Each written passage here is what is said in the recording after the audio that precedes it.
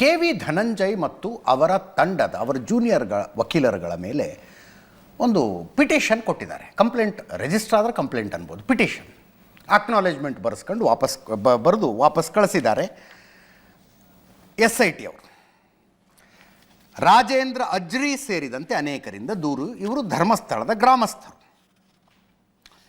ಚಿನ್ನಯ್ಯ ಜೊತೆಗೆ ಇದ್ದಂಥ KV. Dhananjay junior ವಕೀಲರಾದಂಥ Ojaswi Gowda, Sachin Deshpande, ದಿವಿನ್, Dheeraj, Manjunath ಮತ್ತು ಕೆ.ವಿ. ಧನಂಜಯ್ ಅವರ ವಿರುದ್ಧ ದೂರಿತು. ಅಂದರೆ ಈ ಷಡ್ಯಂತ್ರದಲ್ಲಿ ಇವರು ಭಾಗಿಯಾಗಿದ್ದಾರೆ, ಇವ್ರ ಮೇಲೆ ತನಿಖೆ ನಡೆಸಿ ಅಂತ. ಏನಪ್ಪ ಚೆನ್ನಾಗಿದೆ, ಯಾಕೋ ಡಲ್ ಆಗಿದೆಯಾ? ನನ್ನ ಕೇಳಿದರೆ ಇದೇನು ತನಿಖೆ ನಡೆಸಬಹುದು. ವಕೀಲರಿ ಅವ್ರ ವೃತ್ತಿ ಅದು. ಅದು ಬೇರೆ ಇದು ಬೇರೆ, ಎಲ್ಲ ಸಪರೇಟ್, ಬರೀ ನಾಟಕ ಅಷ್ಟೇ. ಅವರು ಕ್ರಿಮಿನಲ್ಗಳ ಪರವಾಗಿ ವಾದವನ್ನು ಮಂಡಿಸ್ತಾರೆ. ನೀವು ವೃತ್ತಿ ಮಾಡಿದ್ದಕ್ಕಾಗಿ ಇವ್ರ ಮೇಲೆ ಕೇಸ್ ಹಾಕಿ ಅಂದರೆ ಹೆಂಗದು? ಈ ಬಡತವಿಂದ ದೇಶ ಉದ್ಧಾರ ಆಯ್ತದ? ಮತ್ತು ಎನ್ ಮಂಜುನಾಥ್ ಅವ್ರ ಮೇಲೆ ಯಾಕೆ ಹಾಕಿದ್ರು, ಅವ್ರನ್ನ ಯಾಕೆ ನೋಟಿಸ್ ಕೊಟ್ಟಿದ್ದಾರೆ ಅಂತಲೂ ಕೇಳಬಹುದು. ಎನ್ ಮಂಜುನಾಥ್ ಸಮಸ್ಯೆ ಮಾಡ್ಕೊಂಡಿದ್ದ ಪ್ರೆಸ್ ನೋಟನ್ನು ರಿಲೀಸ್ ಮಾಡಿ, ಪ್ರೆಸ್ ನೋಟ್ಗಳನ್ನು ರಿಲೀಸ್ ಮಾಡಿ, ಇಂತಿಂಥ ಪಾಯಿಂಟ್ನಲ್ಲಿ ಇಷ್ಟಿಷ್ಟು ಹಣಗಳಿದ್ದಾವೆ.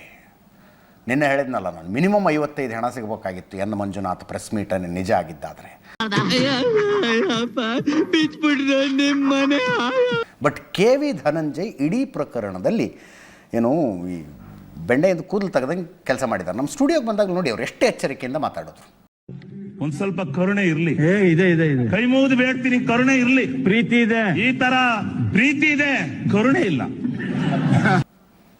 ಈಗಾಗಲೇ ಆ ವ್ಯಕ್ತಿ ಅಂದರೆ ಅವಾಗ ಇನ್ನೂ ಒಂದು ಹೆಸರು ಬಂದಿರಲಿಲ್ಲ, ಅನಾಮಿಕ ದೂರುದಾರ, ಆತ ತಂದಿರುವ ತಲೆಬುರುಡೆಯ ವಿಷಯವನ್ನು ನಾನೇನು ಮಾತನಾಡಲಾರೆ ಅಂತಂದ್ರು ಅವರು. ಅಂದರೆ ಸೂಪರ್ ಆಗಿದೆ, ಎರಡನೇ ಭಾಗ ವೇಟ್ ಮಾಡ್ಬೇಕು ನಾವು.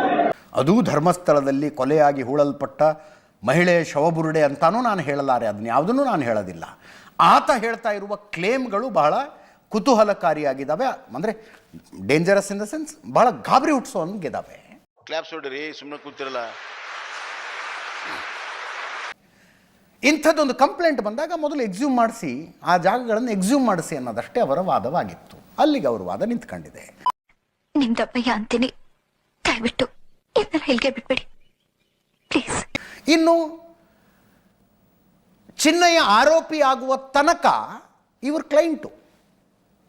ಕ್ಲೈಂಟು ಕಕ್ಷಿದಾರನ ಪರವಾಗಿ ಹೋಗಿ ನಿಂತ್ಕೊಳ್ಳೋದ್ರಲ್ಲಿ ಏನಿದೆ, ಏನು ತಪ್ಪು?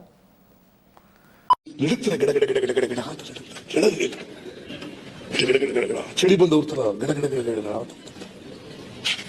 ಪ್ರೊಫೆಷನ್ನು ಒಂದಷ್ಟು ಪ್ರೊಟೆಕ್ಷನ್ ಕೊಡುತ್ತಪ್ಪ, ಇಮ್ಯುನಿಟಿ ಕೊಡುತ್ತೆ.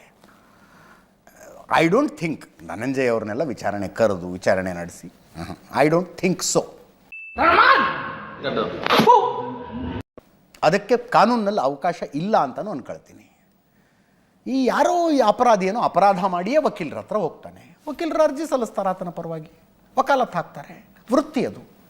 ಹಂಗಂತ ನೀನು ಆ ಷಡ್ಯಂತ್ರದಲ್ಲಿ ಪಾಲುದಾರ ಅಂತ ಏನೂ ಸಾಕ್ಷಿಗಳಿಲ್ಲದೆ ಹೇಳೋದಕ್ಕಾಗತ್ತಾ? ಅದೇನ್ ಮಾತಂತ ಹೇಳಿದ್ರಿ ಸರ್ ನೀವು?